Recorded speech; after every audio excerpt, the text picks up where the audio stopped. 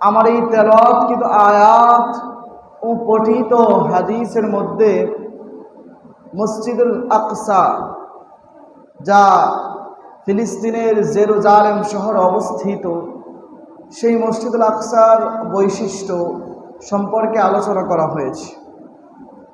এই কোরআন হাদিসকে সামনে রেখে আজকে এই মসজিদুল আকসার মাহাত্ম্য, গুরুত্ব কেন বেশি, এর বৈশিষ্ট্য কি, এই বিষয়ে আলোচনা করব ইনশাআল্লাহ। আমাদের এই প্রজন্ম বা আমরা অনেকেই এই মসজিদুল আকসা সম্পর্কে ন্যূনতম বা সামান্যতম অনেকেই ধারণা রাখি না বা অনেকে রাখি। এই মসজিদুল আকসা, যেটা ফিলিস্তিনের সুন্দর সুশোভিত প্রাচীন শহর জেরুজালেমে অবস্থিত, এটাকে আমরা মসজিদুল আকসা বলি, বাইতুল মুকাদ্দাস বলি, আল কুদুস বলি, বাইতুল মাকদিস বলি, যেটাই বলি না কেন, এর মধ্যে থেকে আমাদের মধ্যে বেশি প্রসিদ্ধ মসজিদুল আকসা বা বাইতুল মুকাদ্দাস। এই দুটো নাম কোথা থেকে আসলো বা কিভাবে আসলো? দুটো নামই সহি, দুটো নামই কোরআন ও হাদিসে স্পষ্টভাবে এসেছে। আল্লাহ তাআলা পবিত্র কোরআনে সূরা বানী ইসরাঈলের 1 নং আয়াতে বলেন, সুবহানাল্লাযী আসরা বিআবদিহি লাইলাম মিনাল মাসজিদিল হারামি ইলাল মাসজিদিল আকসা। অর্থাৎ মহান সত্তা তিনি, যিনি তার বান্দাকে রাত্রিবেলা মসজিদে হারাম থেকে মসজিদে আকসা পর্যন্ত সফর করিয়েছেন, ভ্রমণ করিয়েছেন। আল্লাহ তাআলা মেরাজের বিবরণ দিতে গিয়ে, মেরাজের ঘটনার দিকে ইঙ্গিত করতে গিয়ে বলেছেন যে রাসূল সাল্লাল্লাহু আলাইহি ওয়াসাল্লামকে মসজিদে হারাম থেকে মসজিদুল আকসা পর্যন্ত ভ্রমণ করিয়েছেন। এখানে আল্লাহ তাআলা নিজেই মসজিদুল আকসা শব্দ ব্যবহার করেছেন। এর থেকে সহজেই অনুমেয় বা সহজেই বোঝা যায় মসজিদুল আকসার জায়গা বা মসজিদুল আকসা এটা কোনো সাধারণ মসজিদ নয়। এটা মুসলমানদের তৃতীয় পবিত্রতম মসজিদ। এই মসজিদুল আকসা এক সময়ের মুসলমানদের পহেলা কেবলা ছিল। তাহলে আমরা হাদিস থেকে মসজিদুল আকসার নাম প্রমাণিত পেলাম, আল্লাহ তাআলা ঘোষণা করেছেন। এবার চলুন বাইতুল মুকাদ্দাস বা বাইতুল মাকদিস, দুটা বলাই সহি বা শুদ্ধ, এটা কোথা থেকে আসলো আমরা জেনে নেই। আল্লাহ রসুলকে যখন সেই মেরাজের ভ্রমণ করিয়েছেন, আমরা মেরাজের ঘটনা জানি যে আল্লাহ রসুলকে এশারের নামাজের পর বাইতুল মুকাদ্দাস থেকে দৌড়ে একদম সিদরাতুল মুনতাহা পর্যন্ত সফর করিয়েছেন। আল্লাহ তাআলার সাথে সাক্ষাৎ লাভ করেছেন, আল্লাহ তাআলার দিদার লাভ করেছেন। আবার ফজরের আগেই তিনি মসজিদুল হারামে চলে এসেছেন, পৌঁছে গিয়েছেন। এটা তৎকালীন যুগে মানুষের কাছে, সাধারণ মানুষের বিবেক বিশ্বাসযোগ্য ছিল না যে এটা কীভাবে সম্ভব হতে পারে যে এক রাত্রেই সে মসজিদুল আকসা পর্যন্ত সফর করে এসেছেন। যখন রাসূল সাল্লাল্লাহু আলাইহি ওয়াসাল্লামের এই ঘটনা তৎকালীন আরবের মধ্যে, কাফের মুশরিকদের মধ্যে প্রচার প্রসার হয়ে গেল যে মুহাম্মদ এক রাতেই নাকি মসজিদুল আকসা ভ্রমণ করে চলে এসেছেন, তখন মক্কার যারা কাফের মুশরিকরা ছিল তারা বলল, এই তো সুযোগ পেয়েছি মুহাম্মদকে অপমানিত করার জন্য, মুহাম্মদকে অপদস্থ করার জন্য সুযোগ পেয়ে গিয়েছি। তখন তারা বিভিন্ন মানুষের কাছে রটানো শুরু করলো, আরে তোমরা কি শুনেছ মুহাম্মদ তো আরও বেশি পাগল হয়ে গেছে। এমনিই তো তারা আমাদের নবী রাসূল সাল্লাল্লাহু আলাইহি ওয়াসাল্লামকে বিভিন্নভাবে অপদস্থ করত, অপমানিত করত।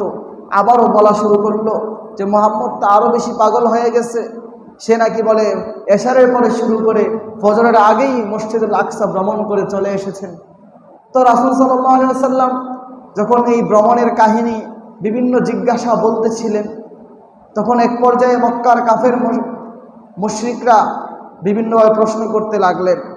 হাদিসের মধ্যে এসেছে, বুখারী ও মুসলিমের হাদিসের মধ্যে রাসূল সাল্লাল্লাহু আলাইহি ওয়াসাল্লাম বলেন, লাকাদ রাআইতুনি ফি হাজরিন ওয়া কুরাইশুন তাসআলুনি, আমি হাতেমে কাবার মধ্যে বসেছিলাম। এই সফর সম্পর্কে বিভিন্ন প্রশ্ন কুরাইশরা আমাদেরকে করতেছিল। আমাকে যখন এই সফরের ভ্রমণের বিভিন্ন প্রশ্ন করতেছিল, ওয়া কুরাইশুন তাসআলুনি আন আশিয়া মিন বাইতুল মাকদিস, এক পর্যায়ে তারা আমাকে বাইতুল মুকাদ্দাসের বিভিন্ন ধরন সম্পর্কে প্রশ্ন করা শুরু করলো।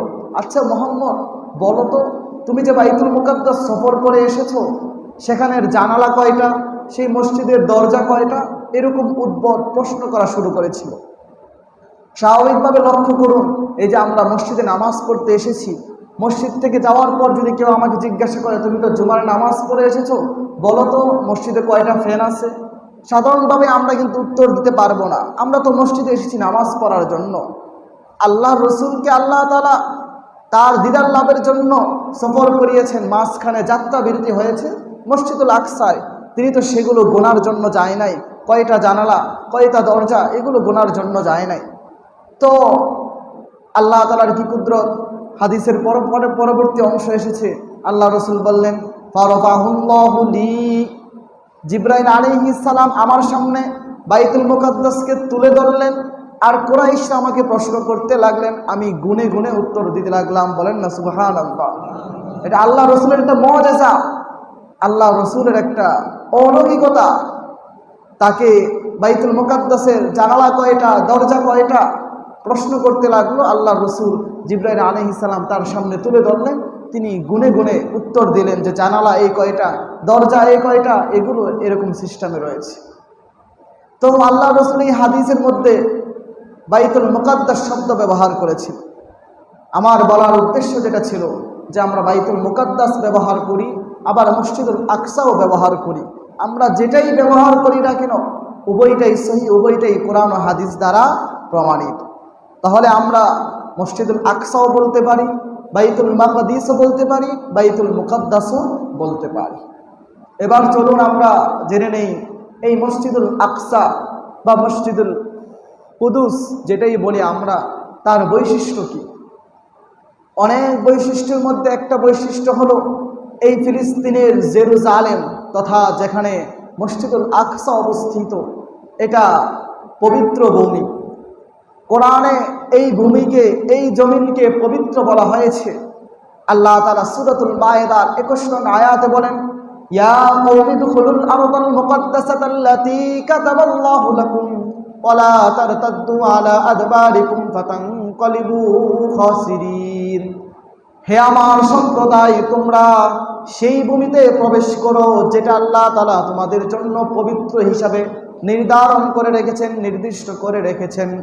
তোমরা পশ্চাৎধাবন করো না, তোমরা পিছন দিকে চলে যেও না, তাহলে উল্টা তোমরা ক্ষতিগ্রস্ত হয়ে যাবে। এই আয়াতে যেই পবিত্র ভূমির কথা বলা হয়েছে, যেই পবিত্র জমিনে মুসলমানদেরকে প্রবেশ করতে বলা হয়েছে, তাফসীরের কিতাবের মধ্যে এসেছে সেই পবিত্র ভূমি হলো জেরুজালেমের সেই বাইতুল মুকাদ্দাস বা মসজিদুল আকসা। তাহলে কোরআনে যেই জমিনকে পবিত্র ভূমি বলা হয়েছে, তাহলে আমরা বুঝি এই মসজিদুল আকসা কোনো সাধারণ মসজিদ নয়, অবশ্যই এটা আমাদের কাছে গুরুত্বপূর্ণ। এমনইভাবে মসজিদুল আকসার দ্বিতীয় বৈশিষ্ট্য হলো এই মসজিদুল আকসা পৃথিবীর প্রাচীনতম দ্বিতীয় মসজিদ। পৃথিবীর ইতিহাসে লক্ষ লক্ষ কোটি কোটি এখন মসজিদ রয়েছে, চতুর্দিকে এখন মসজিদ রয়েছে, পাড়ায় পাড়ায়, মহল্লায় মহল্লায় আমাদের এই দেশে মসজিদ রয়েছে। আমরা গর্ব করে বলতে পারি আমাদের এই বাংলাদেশে আল্লাহু আকবারের সুরে সূর্য ওঠে, আল্লাহু আকবারের সুরে সূর্য ডুবে, যা পৃথিবীর অনেক দেশেই নাই। আমরা ইউরোপের দিকে তাকাই বা ল্যাটিন আমেরিকার দিকে তাকাই, যেদিকেই তাকাই, যত মহাদেশ রয়েছে, এই এশিয়া মহাদেশের মধ্যে এটা সবচেয়ে বেশি, যেখানে আজানের সুরে সূর্য ওঠে, আজানের সুরে সূর্য ডোবে। কিন্তু পৃথিবীর এমন এমনও দেশ রয়েছে যেখানে মুসলমানরা আজান শুনতে পায় না বছরের পর বছর। তারা এক ওয়াক্ত নামাজ যদি জামাতের সাথে পড়তে হয়, তাদেরকে 200 থেকে 250 কিলোমিটার রাস্তা ড্রাইভ করে গিয়ে নামাজ পড়তে হবে। এটা আমার কথা নয়, যারা বিভিন্ন দেশে গিয়েছেন, যারা বিভিন্ন দেশে সফর করেছেন, তারা বলতে পারবেন। সেই হিসাবে আমরা কত সহজ, আমাদের ঘরের সাথেই মসজিদ রয়েছে, 5 ওয়াক্তই মসজিদ থেকে আহ্বান করা হচ্ছে, হাইয়া আলাস সালাহ, নামাজের জন্য আসো, কিন্তু আমরা ডাকে সাড়া দেই না। ওই যে কথায় রয়েছে না যে মক্কার মানুষ হজ পায় না, আমাদের অবস্থাও ঠিক এরকম।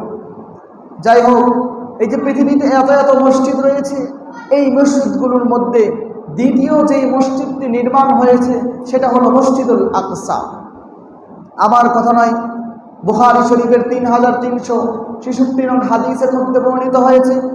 হযরত আবু যর গিফারী রাদিয়াল্লাহু তাআলা আনহু থেকে বর্ণিত, তিনি বলেন, কুলতু ইয়া রাসূলুল্লাহ, আমি রাসূল সাল্লাল্লাহু আলাইহি ওয়াসাল্লামকে জিজ্ঞাসা করলাম, ইয়া রাসূলুল্লাহ, আইয়ু মসজিদিন ওয়াসিয়া ফিল আরদি আউয়াল, পৃথিবীর জমিনে সর্বপ্রথম কোন মসজিদ স্থাপিত হয়েছে? ক্বালা রাসূলুল্লাহ সাল্লাল্লাহু আলাইহি ওয়াসাল্লাম, আল মসজিদুল হারাম। আল্লাহ রাসূল বললেন, মসজিদে হারাম। কুলতু সুম্মা আইয়ুন, আবু যর গিফারী বললেন, আমি আবার প্রশ্ন করলাম, এরপরে কোন মসজিদ নির্মাণ হয়েছে? ক্বালা আল মসজিদুল আকসা। আল্লাহ রাসূল বললেন, দ্বিতীয় যে মসজিদ নির্মাণ হয়েছে সেটা হলো মসজিদুল আকসা। তাহলে পৃথিবীর মধ্যে প্রথম যে মসজিদ সেটা হলো মসজিদে হারাম, যেটা মক্কায় অবস্থিত। আর পৃথিবীর ইতিহাসে দ্বিতীয় বা 2 নম্বরে যেই মসজিদ স্থাপিত হয়েছে, নির্মাণ হয়েছে, সেটা হলো মসজিদুল আকসা। আমরা জানি যে মসজিদুল হারাম আল্লাহ তাআলার নির্দেশে সর্বপ্রথম ফেরেশতারা নির্মাণ করেছেন। তারপরে পর্যায়ক্রমে বিভিন্ন নবীরা বিভিন্ন জন এটাকে প্রশস্তিকরণের কাজ করেছেন, সংস্করণের কাজ করেছেন। ঠিক তদ্রুপ তাফসিরে কুরতুবির মধ্যে এসেছে, আল্লামা কুরতুবি রহমতুল্লাহি আলাইহি বলেন, মসজিদুল আকসাও সর্বপ্রথম আল্লাহ তাআলার নির্দেশে ফেরেশতারা নির্মাণ করেন। তারপর পর্যায়ক্রমে বিভিন্ন নবীগণ নির্মাণ করেছেন, যেটা আমরা প্রসিদ্ধ জানি। সুলাইমান আলাইহিস সালাম এই মসজিদুল আকসা বা মসজিদ বাইতুল মুকাদ্দাস নির্মাণ করেছেন জিনদের সাহায্যে। এর আগে এটা ফেরেশতারা আল্লাহ তাআলার নির্দেশে নির্মাণ করেছেন। তাহলে যেই মসজিদ ফেরেশতারা নির্মাণ করেছেন, এই মসজিদের গুরুত্ব কোনো সাধারণ নয় বা কম নয়। অবশ্যই এই মসজিদের গুরুত্ব আমাদের জীবনে অনেক রয়েছে। তাহলে এই মসজিদুল আকসার 2 নম্বর বৈশিষ্ট্য জানলাম, মসজিদুল আকসা পৃথিবীর ইতিহাসে প্রাচীনতম দ্বিতীয় মসজিদ, যা 2 নম্বরে নির্মাণ করা হয়েছে। এভাবে এই মসজিদুল আকসা মুসলমানদের পহেলা কেবলা, প্রথম কেবলা।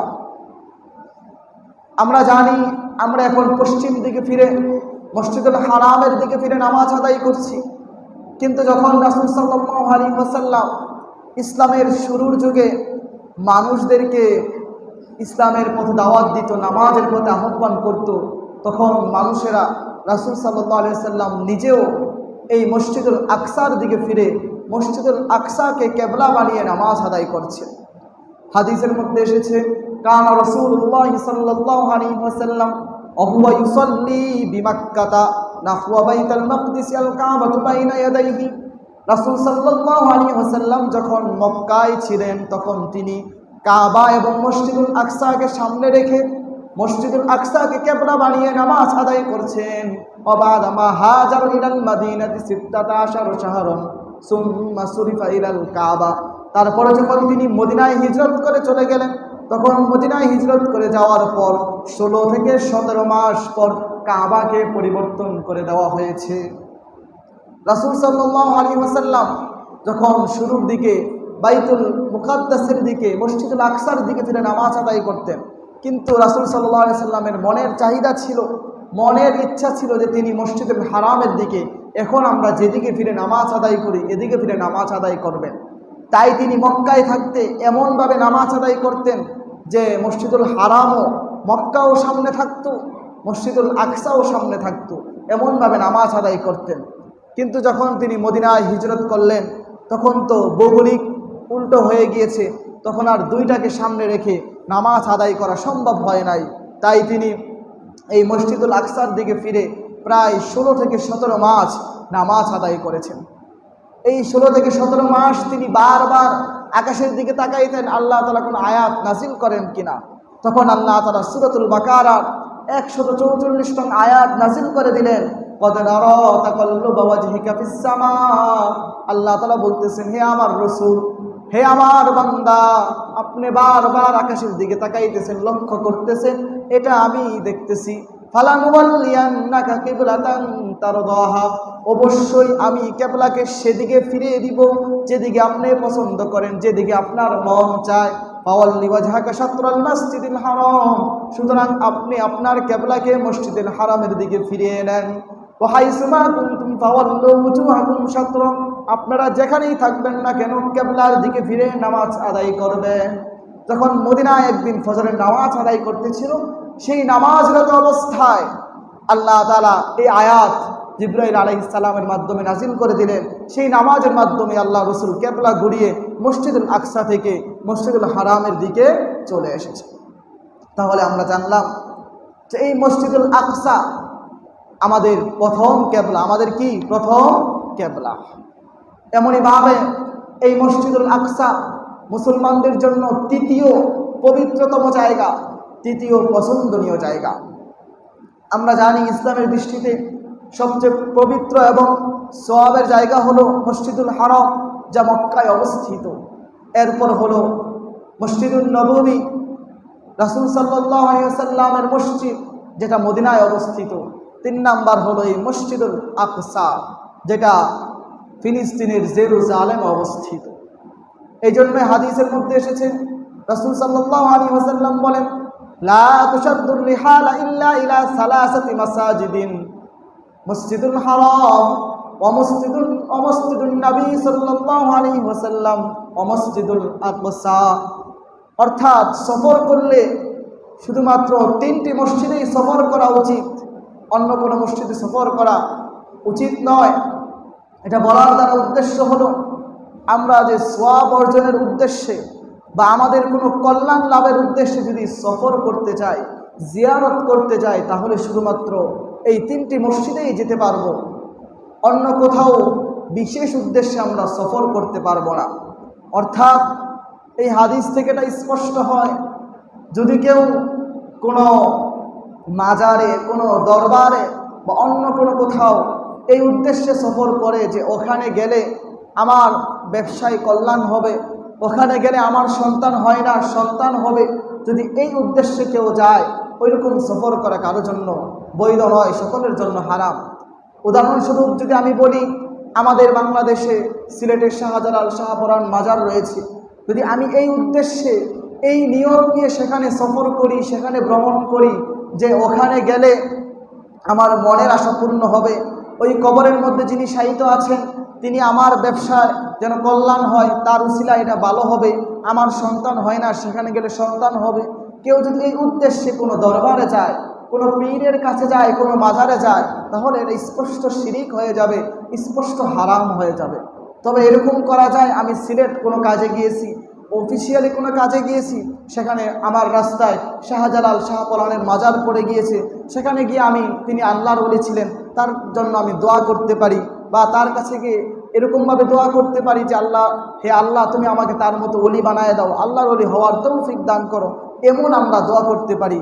কিন্তু তার কাছে গিয়ে চাইবো যে শাহজালাল শাহপরান তুমি আমার এটা করে দাও, এটা করে দাও, তাহলে জীবন আল্লাহ তাআলা কবুল করবেন না। শুধুমাত্র আমরা 3টি জায়গায় গিয়ে এই দোয়া করতে পারি, মসজিদুল হারাম, মসজিদুন নবী, রাসূল সাল্লাল্লাহু আলাইহি ওয়াসাল্লামের মসজিদ, যেটা মক্কা মদিনায় আমরা সফর করার কথা বলি। 3 নাম্বার হলো এই মসজিদুল আকসা। এটা গেল মসজিদুল আকসার আরেকটা বৈশিষ্ট্য, যেটা মুসলমানদের জন্য, মুমিনদের জন্য তৃতীয় পবিত্রতম স্থান, তৃতীয় পবিত্রতম জায়গা। এভাবে মসজিদুল আকসা ও বাইতুল মুকাদ্দাসের আরেকটা বৈশিষ্ট্য হলো এই মসজিদুল আকসায় নামাজ পড়লে অনেক সওয়াব রয়েছে। যেভাবে মসজিদুল হারাম, মসজিদুল নববী, রাসূল সাল্লাল্লাহু আলাইহি ওয়াসাল্লামের মসজিদে নামাজ পড়লে অনেক সওয়াব রয়েছে, সেই ধারাবাহিকতায় মসজিদুল আকসায়ও নামাজ পড়লে সওয়াব রয়েছে। হাদিসের মধ্যে এসেছে, আস-সালাতু ফি মসজিদিল হারামি বিমিয়াতি আলফি সালাতিন, মসজিদে হারামের মধ্যে মক্কায় নামাজ আদায় করলে 1 ওয়াক্ত নামাজ 1 লক্ষ নামাজের সমতুল্য হয়ে যায়। অমসজিদি বি সালাতি বিমিয়াতি আলফিন, আর যদি আমার মসজিদ অর্থাৎ মদিনায় নামাজ পড়লে 1 ওয়াক্ত নামাজ 1000 নামাজের সমতুল্য হয়ে যায়। ওয়াস-সালাতু ফি মসজিদিল আকসা বি500 সালাতিন, আর মসজিদুল আকসাতে 1 ওয়াক্ত নামাজ আদায় করলে সেই নামাজ 500 নামাজের সমতুল্য হয়ে যায়। তাহলে আমরা বুঝলাম বা জানলাম যে মসজিদুল হারাম, মসজিদুল নববী এই দুইটার পাশাপাশি মসজিদুল আকসা বা বাইতুল মুকাদ্দাসেরও অনেক ফজিলত রয়েছে। এখানে নামাজ আদায় করলেও এক ওয়াক্ত নামাজ 5 ওয়াক্ত নামাজের সমতুল্য হয়ে যায়। এভাবেই আরেক হাদিসের মধ্যে এসেছে, সুলাইমান আলাইহিস সালাম যখন এই মসজিদুল আকসা নির্মাণ কাজ শেষ করলেন, তখন তিনি আল্লাহ তাআলার কাছে 3টা দোয়া চাইলেন। সাআলাল্লাহু সালাসান, আল্লাহ তাআলার কাছে 3টা জিনিস চাইলেন। একটা হলো হুকমান ইসাদিফু হুকমাহু, যে আল্লাহ তাআলার কাছে সুলাইমান আলাইহিস সালাম বললেন তাকে যেন এমন ফয়সালা করার ক্ষমতা দেওয়া হয় যেটা আল্লাহ তাআলার ফয়সালার সাথে মিলে যায়। 2 নম্বর হলো মুলকাল্লা ইয়ামবাগি লিআহাদিন মিন বাদি, তাকে যেন এমন রাজত্ব দেওয়া হয় যেই রাজত্ব পৃথিবীতে কাউকে পূর্বেও দেওয়া হয় না এবং পরবর্তীতেও দেওয়া হবে না। 3 নম্বর হলো ওয়া আল্লা ইয়াতি হাযাল মাসজিদি লা ইউরিদু ফিহা ইল্লা আস-সালাত ওয়া আল্লা ইয়াতি ওয়া আল্লা খরাজা মিন যুনুবিহি কায়াউমি ওয়ালাদাতু উম্মুহু। 3 নম্বর হলো সুলাইমান আলাইহিস সালাম আল্লাহ তাআলার দরবারে দোয়া করলেন, যে ব্যক্তি এই মসজিদুল আকসাতে শুধুমাত্র নামাজ পড়ার উদ্দেশ্যে আসবে এবং নামাজ পড়বে, তার গুনাহগুলো এমনভাবে মাফ হয়ে যাবে যে তিনি মাত্র সদ্য তার মায়ের পেট থেকে ভূমিষ্ঠ হয়েছেন। মায়ের পেট থেকে ভূমিষ্ঠ হলে যেমন বাচ্চা একদম গুনাহমুক্ত থাকে, কেউ যদি শুধুমাত্র এই মসজিদুল আকসায় গিয়ে নামাজ পড়ার উদ্দেশ্যে যায় এবং নামাজ পড়ে, তার গুনাহগুলো এভাবে মাফ হয়ে যাবে।